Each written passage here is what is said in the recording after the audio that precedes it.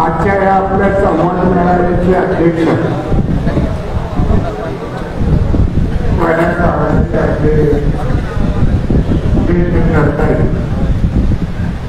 माननीय प्रकाशजी गुण ज्यांनी माझ्या आधी विचारत केले माकडन नागेकर होते राजाभाऊ काकडे शंकर देवकर वाईबाई शेख त्याचबरोबर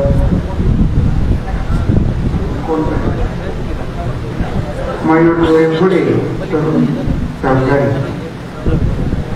प्रवीण कारणकर उपस्थित सगळे माझ्या वयाचे ज्येष्ठ सहकारी आणि बाकीची सगळी तरुण मित्रांनो आणि भगिनींनो आणि पत्रकारांनो, जसं आपण लोकसभेला आपली निवडणुकीची भूमिका ठरवायची म्हणून सगळ्या ज्येष्ठ आणि तरुण सहकाऱ्यांना या ठिकाणी आमंत्रित केलं आणि त्याच्या आधी मी 15-20 दिवस महिनाभर अनेकांची फोनवर बोलत होतो आणि कानोसा त्यांचाही येत होतो. ते माझं मत विचारायचं, मी त्यांना माझं मत सांगायचं, त्यांचं मला सांगायचं आणि अशा चर्चेतून एक वेगळा माहोल तयार झाला.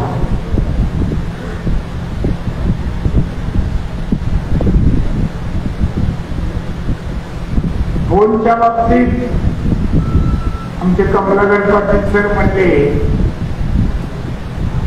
तर पूर्वी लँडलाईनचा नंबर सुद्धा माझा त्यावेळेस उत्तर बार्शी मतदारसंघ होता. प्रत्येक गावातल्या सहकार्यांना माहित होता. त्यावेळेस पहिला नंबर होता माझा 163, त्याचा झाला परत 363, परत 32-63, 22-32-63 आणि जेव्हापासून हे आलं त्यावेळेस वाचू मी रात्री अपरात्री सुद्धा म्हणजे झोपमोड होती किंवा कुणाची तरी करमणूक होती किंवा रुबाब वाढतो म्हणून त्याचा रुबाब वाढावा म्हणून मी त्याचा फोन उचलत आहे. कारण केव्हा कुणावर काय प्रसंग येईल ते सांगता येत नाही आणि त्याच्यासाठी हे उत्तम साधन आहे. जसं आणीबाणीच्या प्रसंगासाठी उत्तम साधन आहे तसं अनेकांचं करमणुकीचं पण साधन आहे. आपला दृष्टिकोन कसा त्या पद्धतीने याच्याकडे बघावा लागतो. पण माझी सवय जुनीच आहे. फोन काही वेळेस समजा माणूस जांभुळीला गेला असेल, हायवेला गेला, त्यांनी मिस कॉल बघून परत फोन करतात माझ्या नंतरच्या जगात. म्हणजे त्यामुळे मी कुणाच्या टच मध्ये नाही असं नाही. अनेक जण मला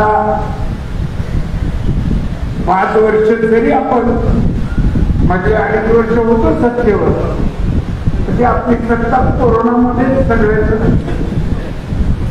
धीर देण्यात आणि एकमेकाला आधार देण्यात येईल. त्याही वेळेस तुम्ही रोज 5-25 फोन करायचं.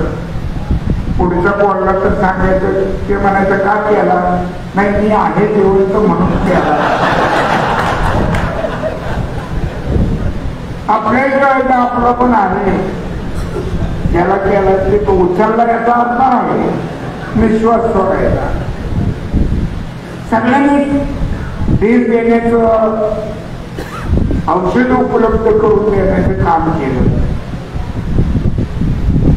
आपल्या इथं अनेक ठिकाणी अन्नछत्र आपलं सहकार्याने शहरात वैराटमध्ये चालवली. सामाजिक काम करण्याचा पाया मूळ कैलासवासी यशवंतरावजी चव्हाणांच्या विचारसरणीतून या महाराष्ट्रात निर्माण झाला. आदरणीय कैलासवासी बाळासाहेब ठाकरे सुद्धा म्हणाले 80% समाजकारण करा आणि उरलेलं 20% राजकारण. त्याची नेते मंडळी महाराष्ट्राची जी विचारसरणी आपल्याला दिली त्याच्यापासून आपण कुणीच कधी फारकत घेतलेली नाही आणि त्याच वाटेवरून आपण सगळे पुढे चाललो. लोकसभेला आपण वर्क फ्रॉम होम बरेच जणांनी केलं. घरी बसून काम दाखवणे म्हणते किंवा ज्याला आपली टांग लावणं म्हणते, पैलवान म्हणते. असे काही जणांनी कसा पण प्रयोग करून पाहिला. काही आपल्यासारखे उघड मोकळे चालत आलेले ते उघड आहे. सगळेच त्याचे उघड येऊ शकत नाही. अनेकांना कुठेतरी त्यांचं घोंगड्या अडकलेला आहे. मी सुद्धा सांगत असतो, माझ्याबरोबर उघड येऊ नको, तुझं काय अडकत असेल तर तुझं नुकसान होऊ नये. माझ्या अद्याप अडकलेला हात काढून घेईन, मगच माझ्या मागं उभा राहा. तोपर्यंत जे काय करायचंय ते तुझ्या मनात काय आहे ते कर. आणि हे लोकांनी दाखवून दिलं. लोकसभेचा राग हा शेतकऱ्यांचा जसा होता तसा व्यापाऱ्यांचा सुद्धा होता, तसा कामगारांचा होता, तसा शेतमजुरांचा होता. तसाच राग समाजातल्या असा एक जात सांगा, धर्म सांगा की कुणाचा यांच्यावर राग नव्हता आणि आजही नाही. अशी एकही जात धर्म नाही. पण त्रासच तेवढा दिलाय 10 वर्ष. आणि या 1 वर्षात तर त्रासाचा कडेलोट झाला. आर्थिक बाबतीत असो, सामाजिक बाबतीत असो. घोषणाचा पाऊस ह्या पावसापेक्षा दूर पडतो. लोकसभा मध्ये महाविकास आघाडीचे उमेदवार 31 निवडून आले, 30 आले, एक परत आला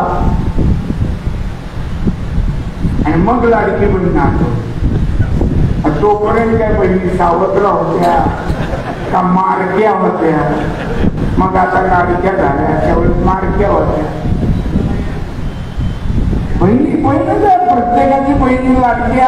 आपली संस्कृती तर अशी आहे की आपली सख्खी असो नाहीतर मानलेली असो, मानलेली तर सख्खीपेक्षा जास्त संस्कृती आहे.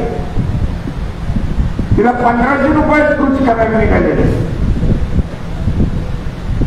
लोकांना सगळं माहिती आहे.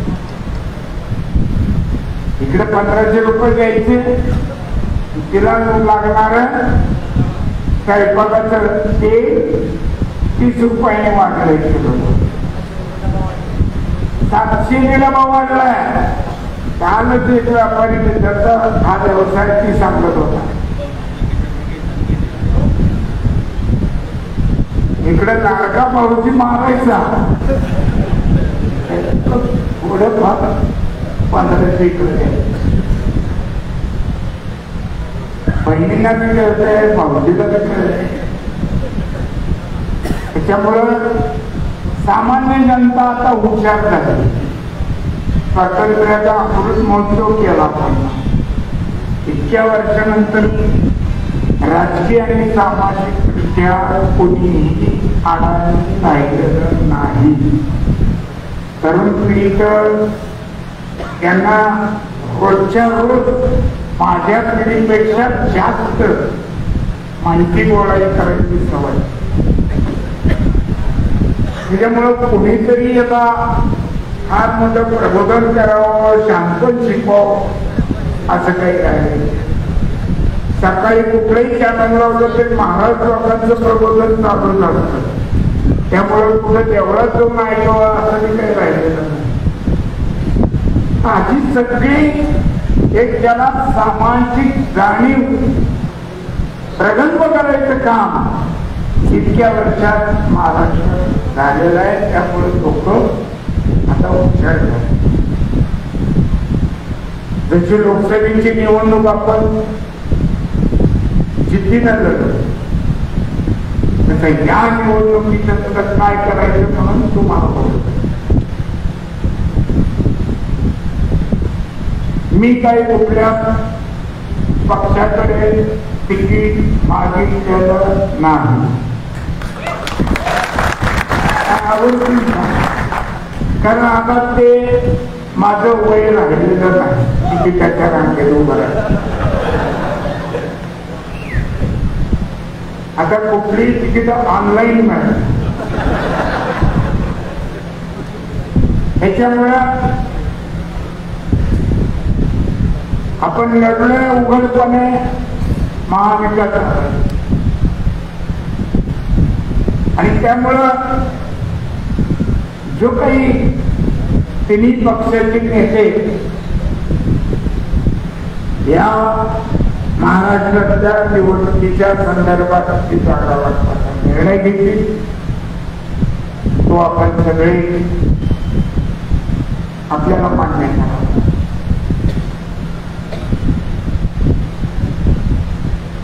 कारण त्याच्या पाठीमागे एकच होते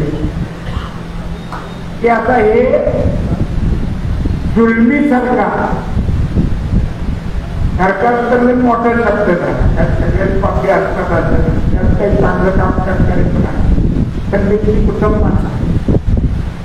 पण आपण आपल्या तालुक्यापुरता विचार करतो की सत्तेच्या आणि पैशाच्या जोरावर हा भस्मासूर जो झालेला आहे तो गाजल्याशिवाय आता आपल्याला कोणाला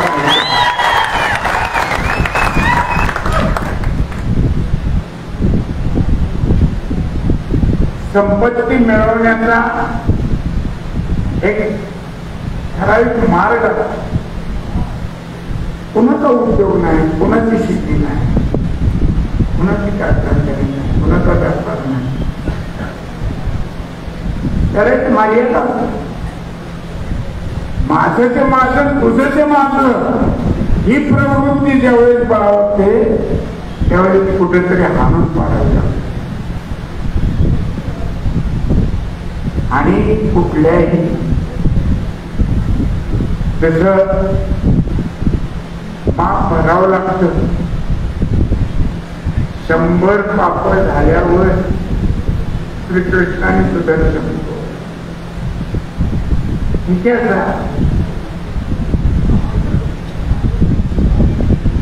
हवस वाढलेली आहे. कुठं केव्हा प्रत्येक माणसाला असं वाटतं की केव्हा रात्री माझा उतारा त्याच्या नावावर होतो काय अशी परिस्थिती आहे बाबतीत. आणि त्या गोष्टीला माणसं कंटाळली. मी काय माझं मोठेपण सांगत नाही. मी पण 8-45 निवडणुका लढवल्या. आताही मॅडम तुम्ही लढवा म्हणलं तर नक्की होईल.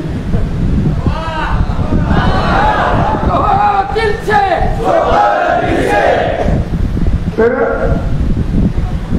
पण कधी असा विचार आला नाही की आपल्या शेजारी येथे 5 एकर आहे, तिथं 1 एकर आहे, हे जरा बडबडावं. नरसिंह तात्या देशमुख मास्टर म्हणायचे आपले 52 आमदार, ते मार्केट कमिटीचे पहिले चेअरमन. तिथपासून प्रकाश बुट होते, भागवतराव गिराम होते, मुंडे दादा होते, शरद हवेली होते. कितीतरी लोकांनी चेअरमन म्हणून काम केलं, म्हणजे माझ्यापर्यंत. पण आज जे मार्केट याची अवस्था आणि परिस्थिती आहे, इतकी खालावलेली परिस्थिती या कोणाच्याही कारकिर्दीत कधीच नव्हती, कधीच नव्हती. या तालुक्याचा शेतमाल तिथं आल्यावर त्याचा मालक तो शेतकरी आहे, त्याच्या विक्रीचं काम अडचणी करायचं आहे आणि खरेदीदारांनी चढावडी लावून तो माल खरेदी करा. तर या बार्शी तालुक्यात लक्ष्मी फुले ह्याच्या पुढं भावच जाऊ द्यायचा नाही म्हणून जर कोण स्वतःच तिथं पोट भरायला लागला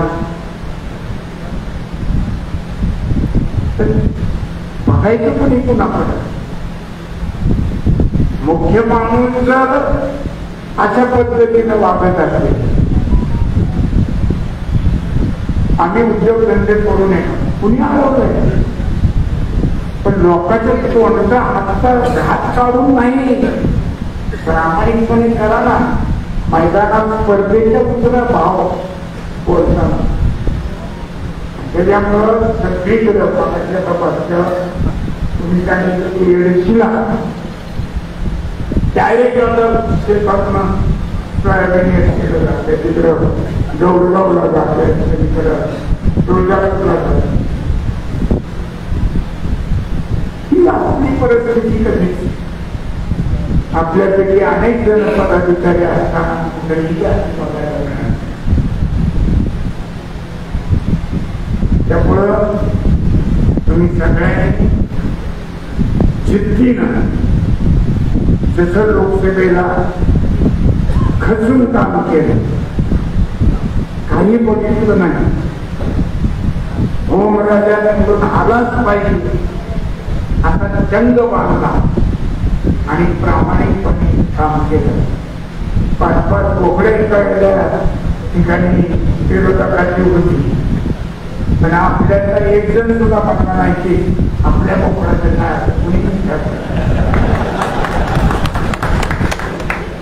उलट मला अभिमान आहे. अनेक गावात म्हणजे जवळच सगळीकडं आपल्या कार्यकर्त्यांनी आपल्यातली ज्याची ज्याची ताकद आहे त्याच्याकडनं पैसे वर्गणीमध्ये एकमेकातच अशी गोळा करून ती काम केलं.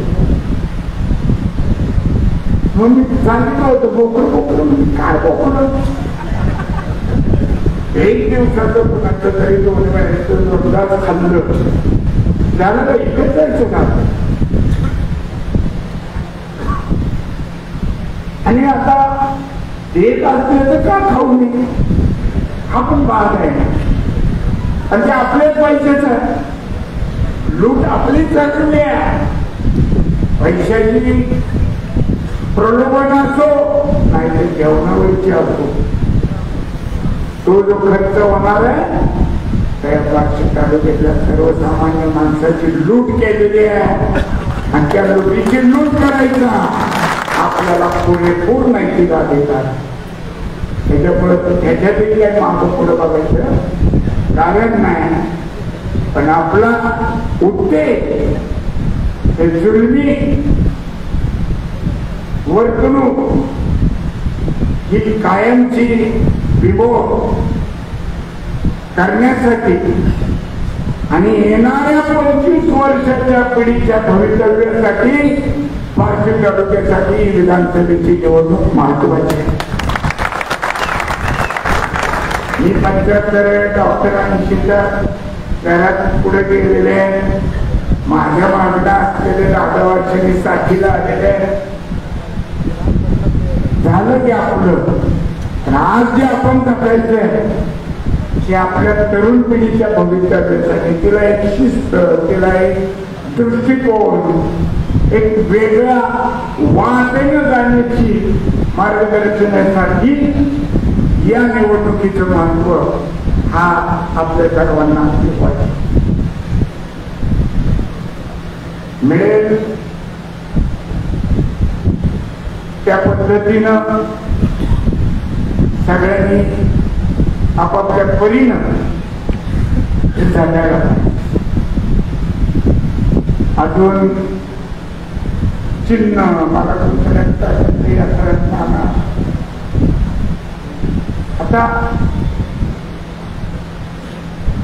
बदललं चिन्ह ते डॉक्टरसाठी नागरिक घेतो.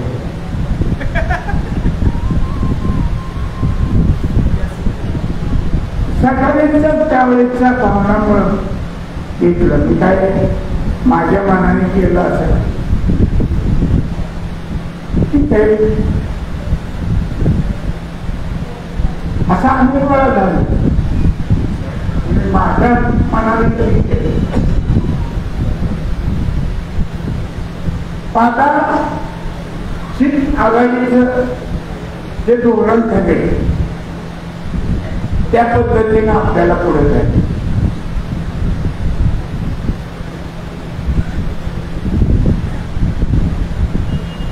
मला कोणी आमचं घ्या तसं घ्या असं कोणी काही सांगितलेलं नाही. मला विचारणं झाल्यावर मी म्हणलं तुम्ही एकत्र बसणार आहे, तुम्हाला योग्य वाटेल निर्णय घ्या, तो स्वीकारायला आणि त्याप्रमाणे वागायला मी तयार आहे. आणि माझे सहकारी सुद्धा त्याच पद्धतीनं पुढे जायला तयार आहे. वरिष्ठांना मी सांगून टाकतो.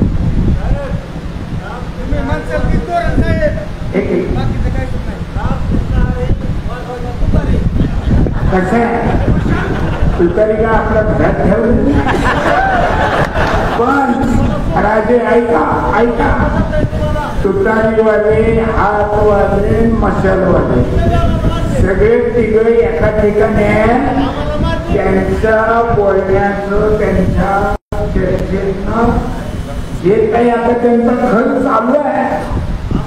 तुतारीवाल्यांना वाटलं मी बरं आहे, मशालवाल्यांना तर मी आहे, मशालीकडेच आहे. उद्या हातवाले म्हणले तुम्ही बाजूला व्हा, तो ह्याला हात देऊ, तो हात हातात घ्यायला पण तयार असलं पाहिजे.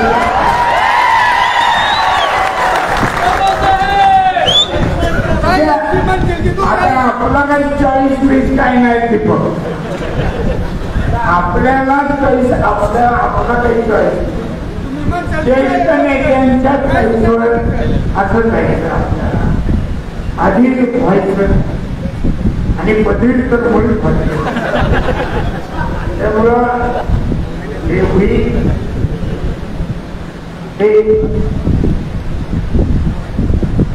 स्वीकारू आपल्याला वाटचाल करायची. आणि आपलं उद्दिष्ट एक की ह्या प्रवृत्तीचा नायनाट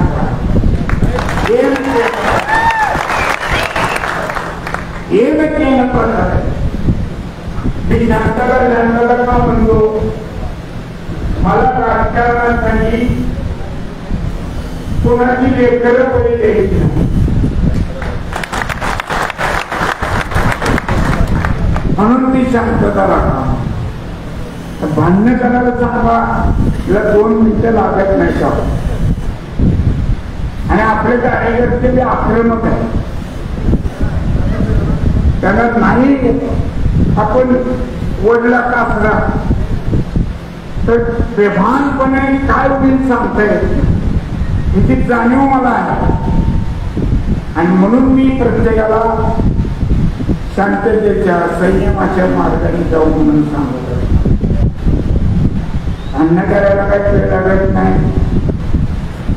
त्याचे रिफ्लेक्शन, त्याचे परिणाम परत 10 वर्ष कोल्ड केलेल्या माणसांना ठराविक तिथे जावं लागतं. किशनराव आबाच्या निवडणुकीत मी प्रचार प्रमुख होतो. ते निवडून आले त्यावेळेच्या ज्या भांडण झाले बाकी शहरात, त्याचा कार्यकर्त्यांना त्या भांडणात सापडलेल्या मी वकील म्हणून 5 वर्ष माझ्या खात्यानं तिथे लावून खटले लढवत होते. हा माझा वैयक्तिक अनुभव. परत कोणी फारस 6 महिने लक्ष देतं, परत कोणी घेत नाही. कारण नसताना आता शिकलेली मुलं आहेत, शिकायला लागलेली मुलं आहेत, त्यांना कुठेतरी संधी असते. त्यावेळी त्यांच्या पोलीस केसमध्ये त्यांचं रेकॉर्ड खराब निघून नोकरीवर परिणाम होणे, हे सगळे दृष्टिकोन ठेवून आपण काळजीच काय करतो. म्हणजे काय करतो? तरुण पिढीची काळजी करायची म्हणजे हीच काळजी करायची दिवस आहे. मला सांगता येईल नाही का तिथं काय काम नाही, काय किंवा त्यांना अनुभव ड्रायव्हरचा बुद्धा किती वेळ लागतो म्हणा, वेळ लागतो का? आता आठपट्टी कोणी येत नाही हो.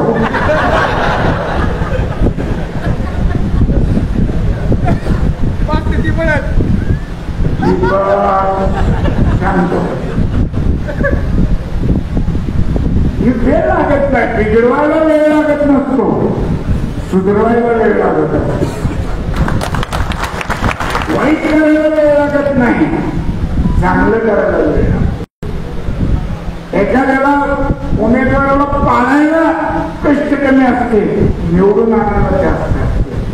ते कष्ट आता आपल्याला हे घ्यायचे हे सांगण्यासाठी हा सगळ्यांचा तुमचा आमचा संवाद मिळावा. म्हणजे तुमच्या मनातला आणि माझ्या मनातल्या हा सूर एक झाला तर ही गाडी सुराला लागेल, याच्यासाठी हा संवाद मिळायचा.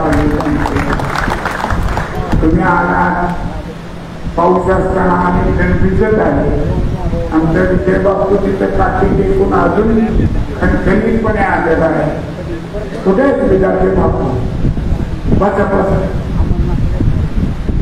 अशा अनेक जण भिजत आलेले काम आहे. आणि त्यांच्या माझ्या सोयाबीनची काढणी चालू तरी सुद्धा एवढ्या संख्येने सगळे. आणि या सगळ्या पार्श्वभूमीवर आपण मोठ्या उत्साहाने या ठिकाणी आला. खूप आनंद वाटला की आपल्या सगळ्यांच्या मनात जी भावना आहे, उत्स्फूर्तपणा, तो उत्स्फूर्तपणा या विधानसभेच्या मतदानापर्यंत आपण कायम ठेवावा ही एक विनंती करतो. मध्ये जाणाऱ्या मार्केट कमिटीचाच उद्यापासून फॉर्म भरायचा कार्यक्रम सरकारने लावलेला आहे. मध्ये लावला त्या याद्या, त्याच्यावर ऑब्जेक्शन आईनं यादी झाली, त्याच्यावर परत स्टे दिला. आता जर आचारसंहिता लागली एखाद्या वेळेस परत एकदा थांबवली. आणि मग माझी अशी आपल्याला विनंती आहे की आपल्याकडे मेजॉरिटी सोसायटी आहे, ग्रामपंचायती न बांधता न पुरवठ्या करता आपण जे कोणी इच्छुक असते त्यांनी फॉर्म भरून ठेवायला हरकत नाही. बरोबर आहे का? फॉर्म भरून आण ठेवायला हरकत नाही. मला तर ग्रामपंचायत मतदारसंघात 4 आणि इथला 11 अशा जागा 15 जागा आहेत. तर ते आम्हाला वेगळं व्यापाऱ्यात 2 आहे, सामान्य 1 आहे. कसं जमणारे नंबर गाडी नंबर तर ते फॉर्म भरून अक्षर चर्चा करा. चर्चेतनं काही नाही फलनिश्चिती झाली तर निर्णय आमच्यावर सोपवा. ते नाराज न होता सोपवा. आपण भाग आहे त्याच्यामुळं फारसं काही नाही आणि असं काही नाही. महाराष्ट्रात सत्ता बदल होणार आहे आणि त्यामुळं जिथं जिथं सत्तेचा आधार घेऊन अशा संस्था बळकवलेल्या आहेत, सत्ता बदलल्यावर तिथली सुद्धा सत्ता आपण ठेवणार नाही. त्यामुळे फार फरक पडेल. एका आदेशात बरखास्त केले कारण कारभारच तसा केला. कारभारच त्याचा करून ठेवलाय म्हणल्यावर किती लागतं आदेशमध्ये. हो आम्ही काही न करता आमच्यावर भाव झाली 105 काही भ्रष्टाचाराचा केलेला सांगायला हरकत. आज त्या आमच्या तात्यावर केलं. त्यांना म्हणलं हे जर दुरुस्ती नाही झाली तर बार्शीमध्ये 15 ते 20 हजाराचा मोर्चा मला काढावा लागेल आणि ही असली कुणाचं तरी ऐकून खोटे नावं घालायची पद्धत या तालुक्यात या प्रवृत्तीमुळे निर्माण झाली. 2004च्या निवडणुकीत सुद्धा सुधीर भाऊ चोपर, योगेश चोपर हे बार्शी भांडण कुठे झालं तिकडं कुसरमला. भांडणं म्हणजे अशी काय नाही कोण मरायला लागला अशी झालं नव्हतं. भांडणं म्हणजे नाना वगैरे पोचेपर्यंत तिथं पळून गेलेले होते. पण 307ची असाच कोणाचा तरी आधार घेऊन दाखल म्हणजे काय हरकत ना. आमच्या बापाने मला वकील त्याच्यासाठी चालेल काय करायचं. मी नंतर बोलतोय आपण दोघं मध्ये मागे नाही. माझा मूड जाईल दुसरं बोलायचं.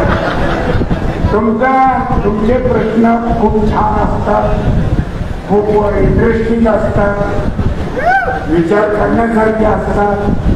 पण आपण दोघं बसल्यावर बोलतो आणि सध्या नवरा तर चालू आहे मार आहे माझ्या.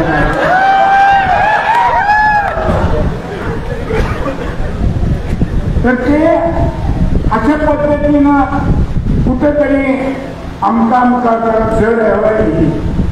मग कुठले तरी खोटे काहीतरी करायचं आमचं करायचं. एक निवडणूक 4ची अशी डोक्याला न झालेल्या जखमेची पट्टी बांधली. न झालेल्या जखमेची बार्शीकडे विसरलेले नाही. आणि त्याच्यामुळे जेव्हा चूक लक्षात आली बार्शी तालुक्यात त्याच्यानंतरची निवडणूक 5200 कायद्याचे आकडा टाकता जागेवर तेवढे हावलो. तर त्याच्यात जसं 5 वर्षात बँकेचं पूर्वी दामदुप्पट व्हायचं तसं 10,000 असं काय ती सगळी जनता जनतेच्या हातात. त्यामुळे लोकांना सातत्यानं आपण या प्रवृत्ती विरुद्ध लढतोय. याच्यासाठी प्रवृत्त केलं पाहिजे, जागृत ठेवलं पाहिजे. रात्र यायचे पण पुढचे दिवस आपले एवढं लक्षात घ्या. पुढचे दिवस आणि त्यासाठी सतत जागृत राहायला पाहिजे. लख पडला प्रकाश दिवट्या मशालीचा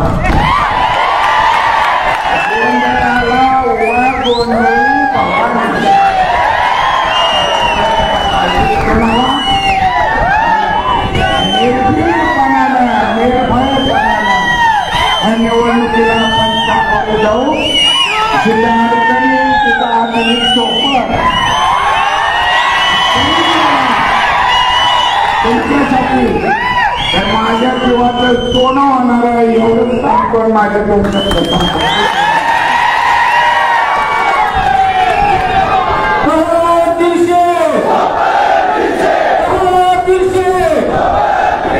छत्रपती शिवाजी महाराज की छत्रपती संभाजी महाराज की आपण आपल्या या ठिकाणी मनपूर्वक आभार मानून आजचा हा मेळावा संपला आता आम्ही या ठिकाणी जाहीर करतो.